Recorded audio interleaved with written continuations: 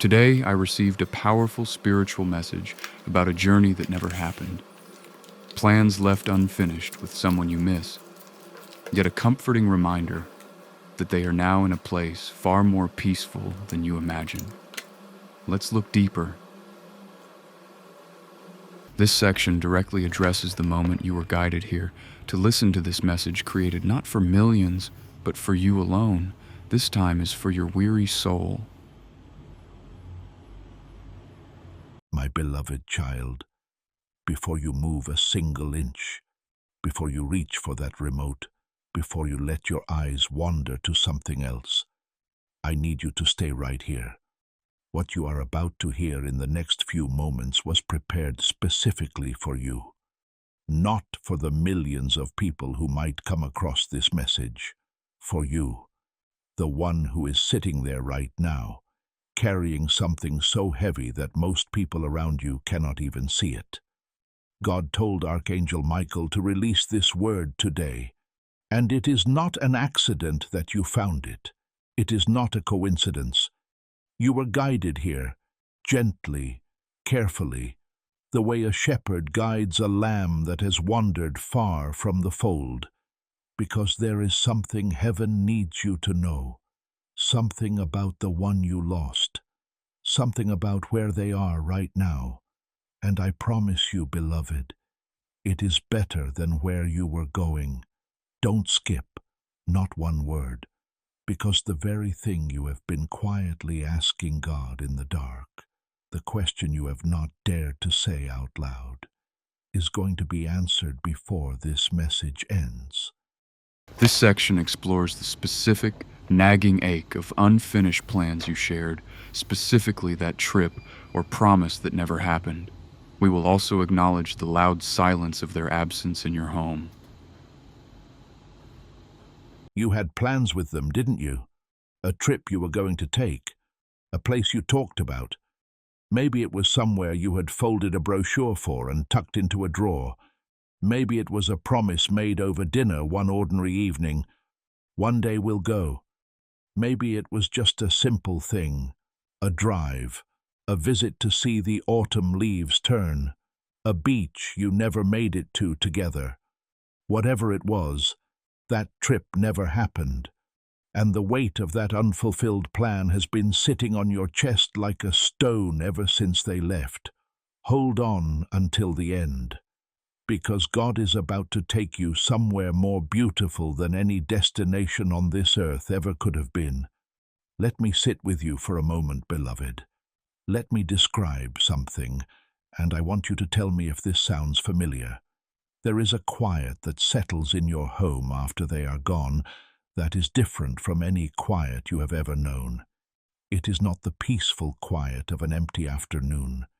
It is a hollow quiet, a loud quiet, the kind that presses against your ears and reminds you over and over again that the sounds you used to take for granted, the footsteps in the hallway, the particular way they cleared their throat, the sound of the television in the other room while you were doing something in the kitchen, those sounds are gone, and there is a chair. You know the one. You may have rearranged the furniture. You may have given it away or covered it or sat in it yourself just to feel close to them, but that chair still exists in the shape of the room around you, and every time you pass by it, something in your chest tightens. This section confirms that heaven saw the very morning after they left, the mundane tasks that felt impossible, and every word you have spoken to their memory in private. You are seen. Don't skip this. What I am about to say is the part that heaven specifically wants you to hear. God saw you on the morning after the funeral, when everyone had gone home and the casserole dishes were still on the counter, and you stood in your kitchen alone and did not know what to do with your hands. He saw you go through the motions of making one cup of coffee, just one, and then stand there holding it, staring out the window at nothing at all. He counted that moment. He recorded it. That ordinary, devastating Tuesday morning when the world outside kept moving. and you stood perfectly still because you did not know how to move without them beside you. He has seen every morning since, every single one, the way you still reach for them in the night sometimes, and wake up when your hand finds cold sheet, the way you still talk to them, maybe under your breath, maybe out loud when no one is listening, maybe to the photograph on the nightstand. He has heard every word you have said to that photograph, every "I miss you," every "I don't know how to do this," every "Why didn't we go? Why didn't we just go?" If you feel God's eyes on your private grief right now, type "He sees my tears" in the comments. Let heaven know you are here. There are people battling silent storms who will never walk into a church, but they will click on a message like this. When you give through the link in the description or pinned comment, you help us meet them there. You help us speak truth where confusion reigns. You help us proclaim Christ where compromise has grown loud. This isn't about sustaining a platform. It's about standing in the gap for someone eternity-bound. Your seed becomes truth for the deceived, strength for the weary, invitation for the lost. And while we may never know every name this side of heaven, God does. If you've ever prayed, "Lord, use me," this is one way He does. Join the mission. Let's carry the gospel further, together. This section delivers a powerful truth. Your grief is evidence of faithful love, not failure. Archangel Michael has brought word about where your beloved currently exists in a state of vivid reality. Because the trip you didn't take together, that unfulfilled plan, that folded brochure, that one day that never came, has become one of the places where your grief lives. And grief, beloved child, is not a sign that you loved poorly. It is the evidence of how completely and faithfully you loved. Every ounce of sorrow you carry is only there because of how full your love was. God does not miss that. He is holding it like something sacred. Now I need you to pay close attention, because this is where the message shifts. This is where God stops asking you to look back and starts asking you to look up. Archangel Michael was sent to tell you something specific about where your beloved is right now. Not where they were, where they are. Present tense. Because they did not stop existing. They did not disappear into silence. They crossed a threshold that your eyes cannot yet follow. But heaven is not silent, and heaven is not still, and the one you love is not simply waiting in some gray in-between. They arrived somewhere, beloved, and they arrived knowing you. They arrived carrying every memory of you. And God is telling me that the first thing, the very first orientation of their spirit when they crossed over, was not disorientation. It was recognition. They recognized the love that had followed them, your love. It came with them like light. This section confirms that the destination you dreamed of together has not been lost. Heaven has completed that journey, and they have already been there in a way far more real than any travel brochure. Don't move, because here is what God wants you to know about the trip you were planning to take together. Heaven has a way of completing what earth left unfinished. The plans you made together were not lost when they passed. They were held. They were kept. And what God is showing Archangel Michael right now is this.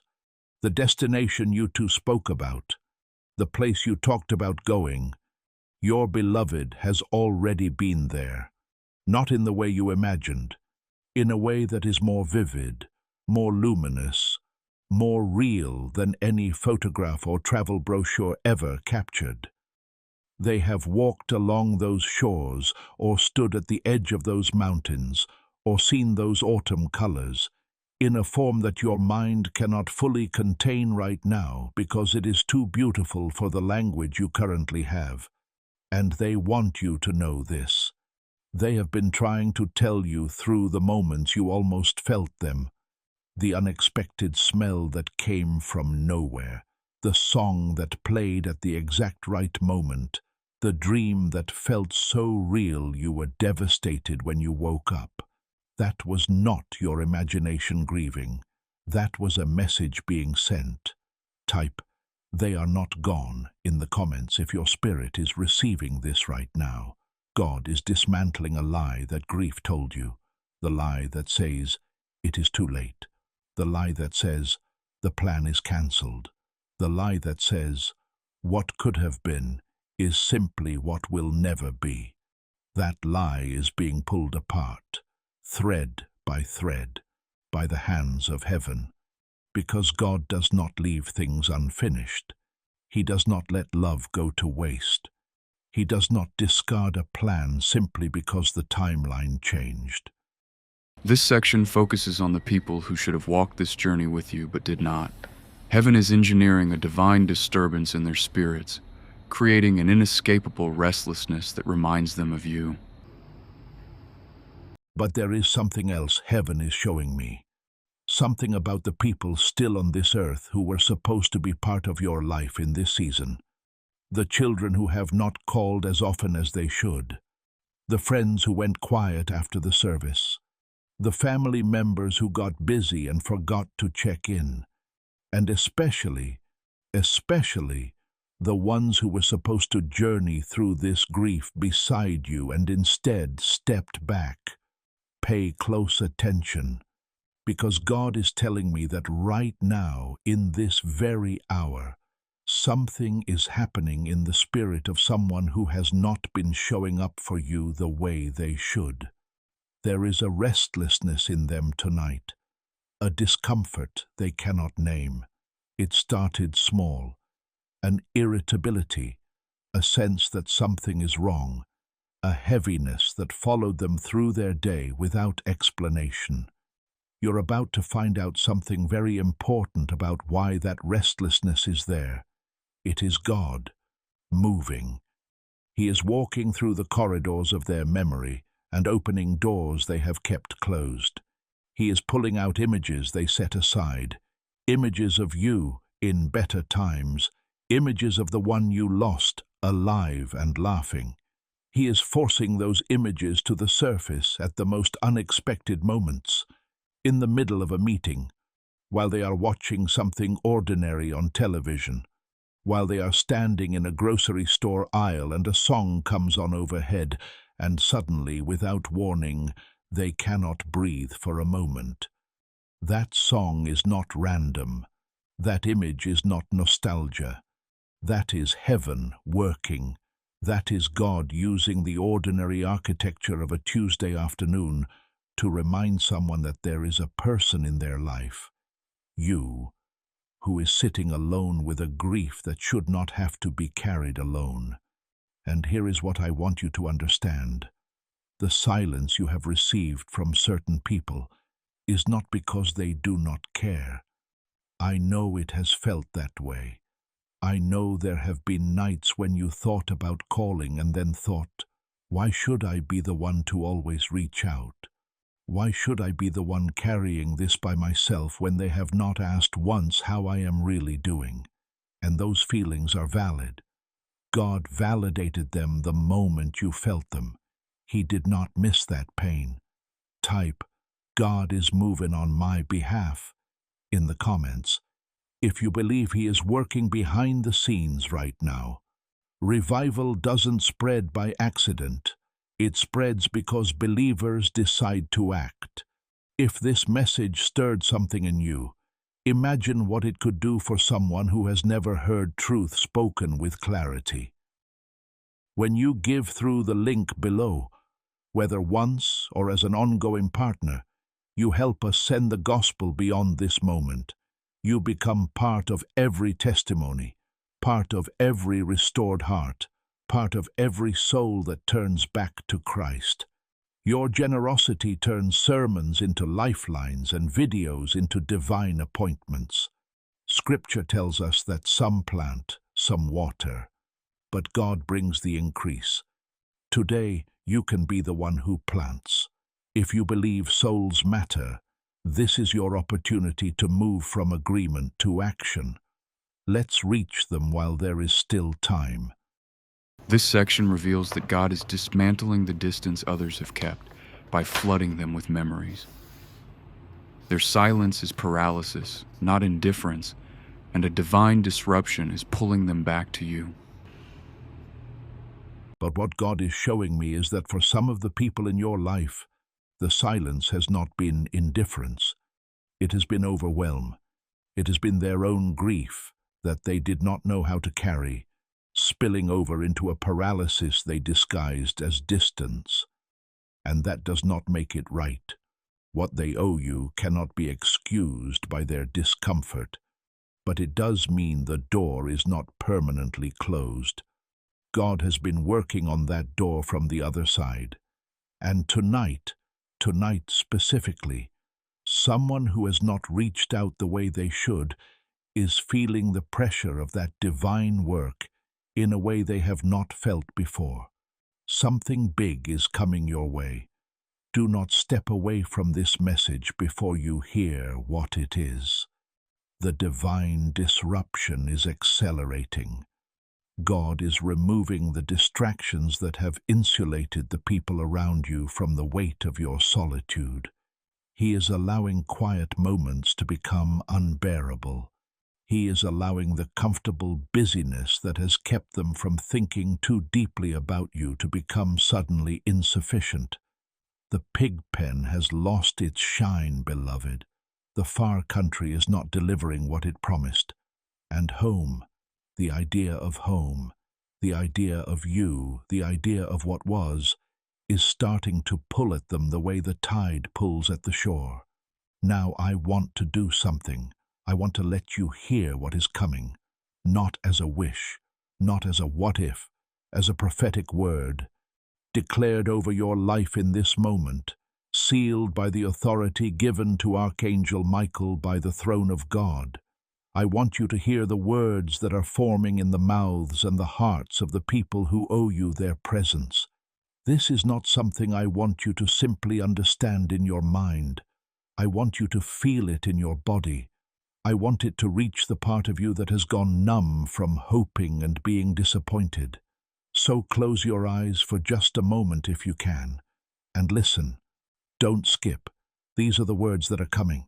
I'm sorry I let so much time go by. I told myself you were okay. I told myself you were strong and you had what you needed and I didn't have to worry. But that wasn't true. I was just afraid of your grief because I didn't know how to hold it. And I left you with all of it. And I am so sorry. I am so deeply sorry. I think about the two of you together all the time. I think about the life you shared. I think about the plans you had, the trip you were going to take, and I cannot believe it never happened. And I know that part of why I've been so quiet is because when I think about all of that, I don't know how to face you without falling apart. And I didn't want to fall apart in front of you. I thought you needed me to be strong, but all I did was disappear. And that wasn't strength, that was cowardice. And I'm asking you to forgive me. I need you. I still need you. I need you in my life the way I needed you before any of this happened. And I have been acting like that isn't true because I didn't know how to say it out loud. But it is true. It has always been true. And I am scared. I am genuinely scared that I have waited too long, that I have been silent so long that there is a wall between us now that I don't know how to climb over. And so I am telling you, because God has been telling me to tell you that I don't want that wall. I never wanted that wall. I want you. Type. The words are already forming if you receive this as a promise over your life. You were right about so many things. The sacrifices you made, the patience you showed, the love you gave to them, to all of us, and the way you kept giving it even when the return was not what it should have been. You were right to love the way you loved. And I spent time in my own mind rearranging the story to make your loneliness make sense. And none of those rearrangements were honest. The truth is simpler than I wanted it to be. You deserved more from me, and I did not give it. And I am going to spend the rest of my life making that right if you will let me. This section confirms that your pain is valid and real. We must acknowledge the difficulty before we move to restoration, confirming that God was a silent witness to every lonely meal. God is collecting the fragments of your broken heart right now. Every shard, every sharp piece of the pain that has been sitting in your chest since the loss. He is holding them in his hands, carefully, the way you hold something precious and fragile. And he is working. He is reassembling something, not back to what it was, into something stronger, into something that has been through the fire and come out with a new quality of light inside it. Share this with one person in your life who needs to hear that the words they are waiting for are coming. When you share, you extend the anointing of this moment beyond yourself. You multiply the blessing. But before we go further, beloved, before I tell you what God is doing next, He wants to stop here. He wants to sit with you, not rush past your pain toward the promise, not skip over what you have been through in order to get to what is coming. He wants to be right here, right now, in this moment of your ordinary day, and say something to you that the world around you rarely says. What you have been carrying is real. It is not in your imagination. It is not an overreaction or a failure to move forward or a weakness of spirit. What you have been carrying is one of the heaviest things a human soul can hold. The grief of love interrupted. The grief of plans that were making, futures that were forming, days that were being lived together, and then the sudden, complete absence of the person at the center of all of it. The world does not have good language for this. It gives you a year, maybe. It gives you casseroles for 2 weeks and flowers for 1. It gives you people who say, "Let me know if you need anything," and then quietly resume their lives, expecting you to do the same. It gives you the word widow or widower, as if that word could contain what has happened to you, as if a single word could hold the weight of decades of partnership, of knowing someone so completely that their absence is a physical presence in every room. You are about to hear something very important. Don't look away. God wants you to know. The Tuesday night when you ate alone at a table set for 2, when you cooked a meal out of habit and then sat down and looked at the empty chair and couldn't eat, He was sitting across from you. Not as a comfort you could feel in that moment, because grief has a way of making even the presence of God feel distant. But He was there. He watched. He did not look away. He did not grow tired of the scene. He did not think, "Not this again, not another hard night." He sat with you the way the most faithful person you have ever known would sit with you, without agenda, without needing you to be okay, without rushing you past what you were feeling. This section details the holy haunting God is using on others. He is using their senses, smell, sound, and memory to make their current distance unbearable, pulling them home to you. A great reckoning is approaching. And He is telling me now that every meal you ate alone is recorded. Every night you lay in the dark and reached for someone who wasn't there, recorded. Every birthday you got through by the skin of your teeth, recorded. Every holiday you smiled through because you did not want to burden the people around you, recorded. Every private moment of grief that you managed alone, that no one witnessed, that left no mark on the world except the invisible mark it left on your spirit, recorded. If this message has found you at the exact right moment, please subscribe and turn on the notification bell. When you do that, you are telling destiny that you are ready to receive every prophetic word that God sends through this channel.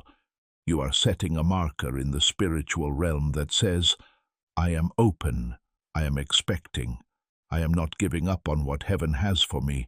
You did not go wrong. Hear me, beloved child. You did not go wrong. The relationship you had, the love you built over all those years, was not a mistake. The plans you made were not foolish. The trip you didn't take was not a failure of your love. Your love was complete. It was whole. It was faithful and steady and present in the way that only the deepest love can be. What happened to your plans was not punishment. It was not the result of something you did or didn't do. It was the boundary of human life pressing against the boundlessness of what you felt for each other. And God is saying to you right now, explicitly, clearly, through the mouth of his archangel, that the love was received. Every bit of it, it reached them. It surrounds them still, and it has not ended.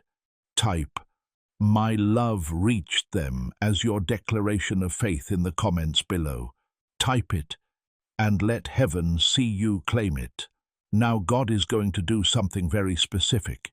He is going to walk you through the memories that heaven is using right now, in the spirits of the people who are being moved to return to you, to reach out to you, to finally step back into your life the way they should have been all along.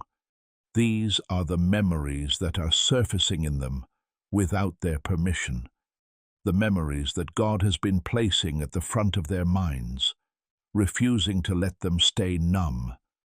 The first memory is the smell of your home, not how it smells now, how it smelled then, when the house was full of life and you were in the kitchen and something was always cooking and the warmth of it reached every corner.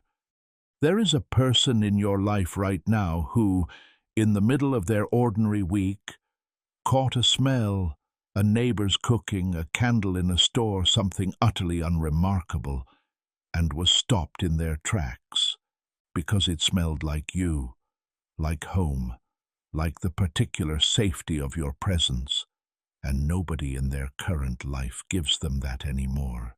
Nobody. And in that moment, standing in an ordinary place, they felt the size of what they have been missing. Don't blink. The second memory is sound, your voice, the particular cadence of how you speak, the way you used to call them by name, and nobody else in the world says their name the way you do. There is something about hearing your name spoken by someone who truly knows you that reaches a place nothing else can reach. And they have been without that sound. And God has been letting the silence of its absence grow louder. There is a specific quality of being known that you provided for your beloved who is now on the other side, and for the people still here who are meant to walk with you, and the absence of it has become deafening. The third memory is your hands, what you did with your hands. Every meal prepared, every wound tended, every item mended, every embrace. Your hands were always working, always giving, always present. Someone in your life is being haunted by the image of your hands, the hands that were always there, the hands that never stopped serving, and they are sitting with the realization, the slow, unavoidable realization, that they never once told you how much those hands meant to them, and the weight of that unsaid gratitude is breaking them open. Type, God is working on every heart that belongs in my life, if you believe that the holy haunting is already in progress. The fourth memory is a specific moment of laughter, a time when everything was light, a time before the heaviness came. God is replaying that moment on the inside of someone's eyelids when they try to sleep at night. That specific laugh, that particular joy, the feeling of what it was like to be in your orbit when things were good, and the contrast between that memory and the present, the distance, the silence, the lost time, is becoming unbearable. God is using the beauty of that memory as a holy disruption. He is showing them what they walked away from. He is showing them what they are still in danger of losing permanently, and He is not letting them look away. My beloved child, it is time. It is time to tell you what God is prophesying over your life right now. Not what might happen someday in some vague and distant future. What is in motion right now, in the spirit realm, being arranged with the precision that only heaven can manage. Something big is coming your way. Receive it.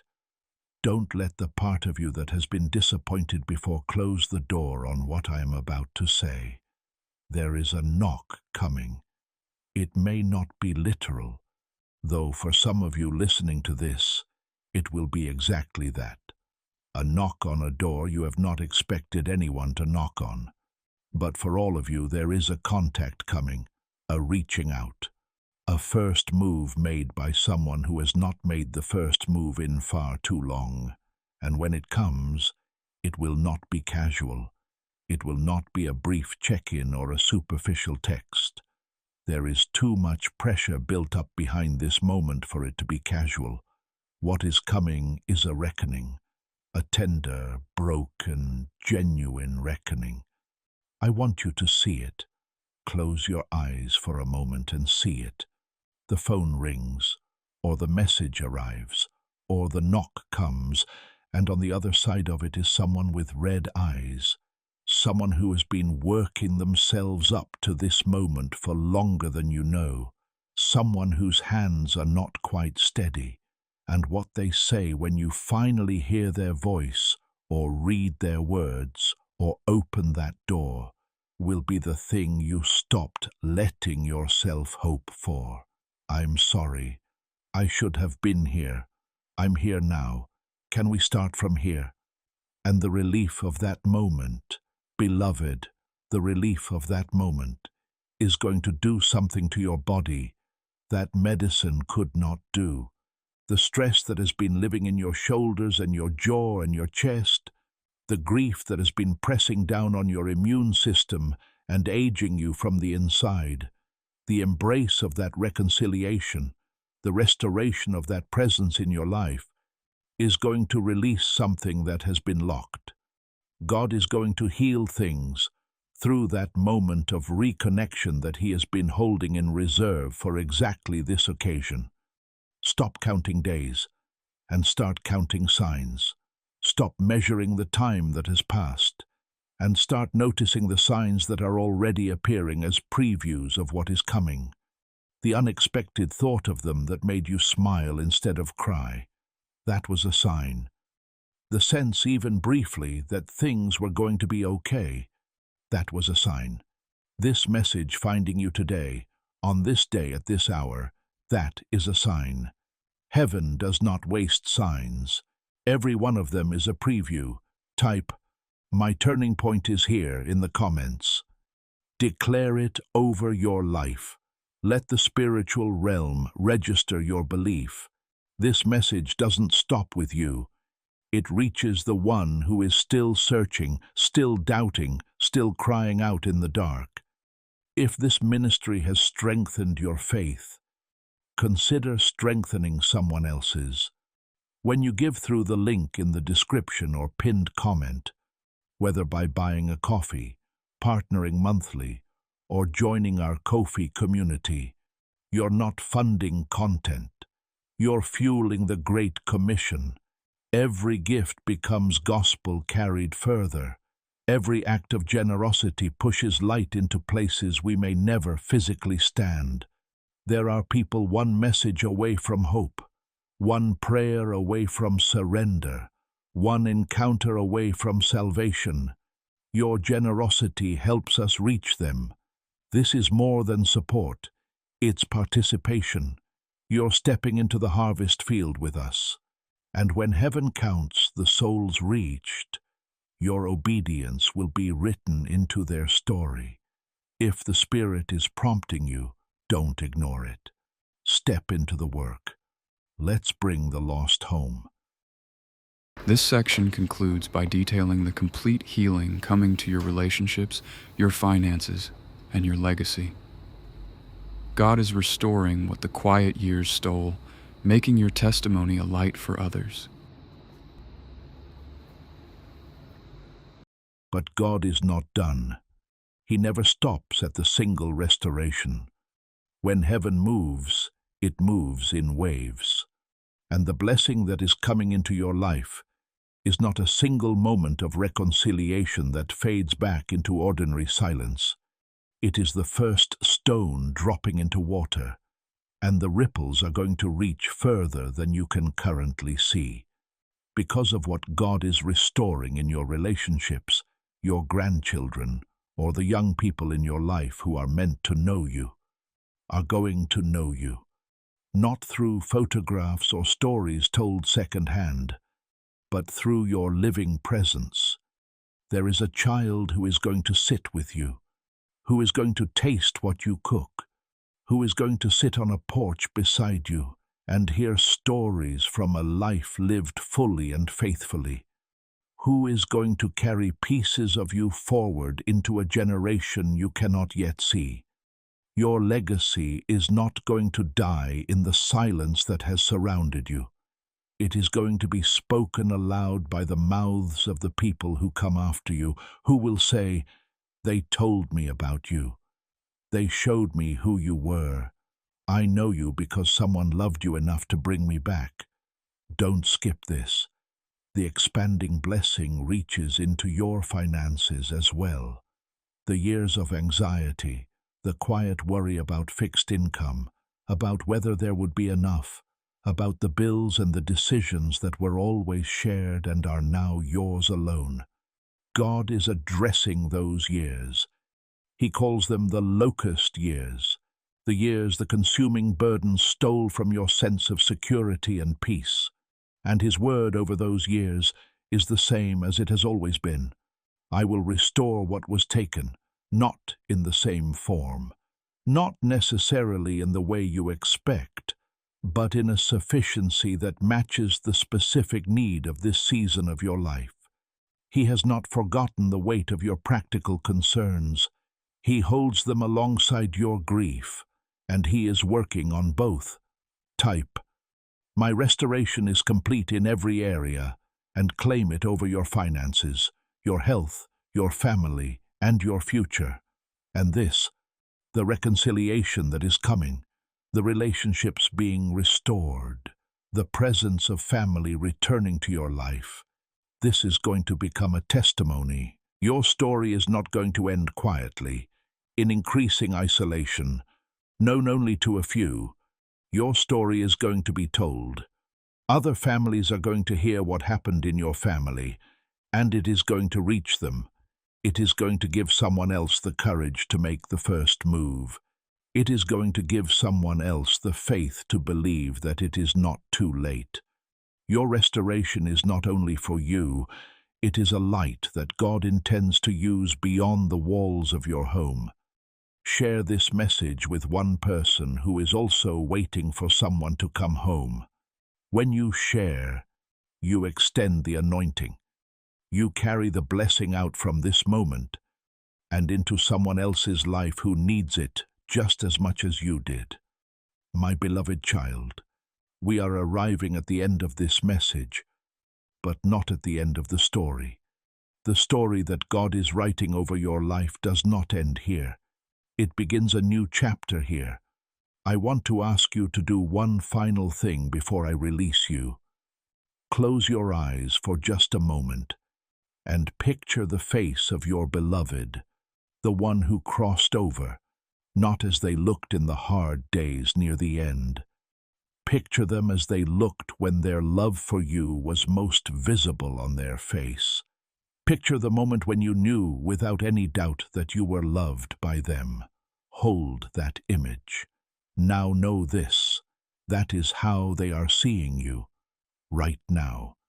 From where they are looking at you with that exact quality of love, undimmed, unbroken, not diminished by the crossing, not interrupted by the distance. The trip you are going to take together is not lost. It is waiting, and in the fullness of time, you will understand exactly how God kept that promise in a way that earth could never have offered. But for now, for this season, for the life you are still living, He is sending restoration. He is sending presence. He is sending the people who belong in your life back to where they belong. Here is your 3-part activation before I close. First, type in the comments right now. I receive every promise spoken over my life today. Let heaven register your faith. Second, share this message with one person in your life who is carrying grief alone, not as an afterthought, intentionally, because when you extend this blessing outward, you double what returns to you. And third, subscribe and turn on the notification bell, not for this channel, but for yourself, as an act of covenant with your own destiny, as a declaration that you are not giving up, that you are staying, that you are expecting. The bond that was formed with your beloved, the love you built over all those years, was never meant to be left behind. It was meant to be carried forward into what comes next. And what comes next is more than you have dared to imagine in the quiet of your most hopeful moments. It is prepared. It is ready. It is sealed. It is done. Receive it. Believe it. Watch it manifest.